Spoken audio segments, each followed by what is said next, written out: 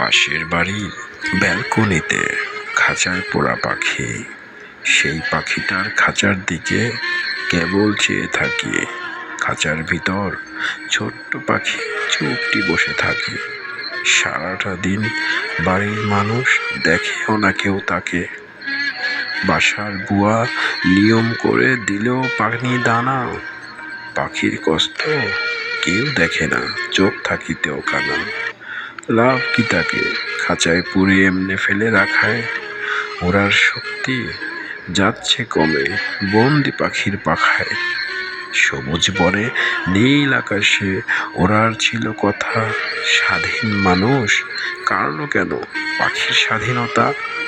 বন্দি পাখি দেয় না তো শীষ যেমন দিত আগে। ছোট্ট খাঁচায় বন্দি পাখির দুই পা অবশ লাগে। তারও ছিল বৃক্ষ শাখায় বাসা বোনার দাবি।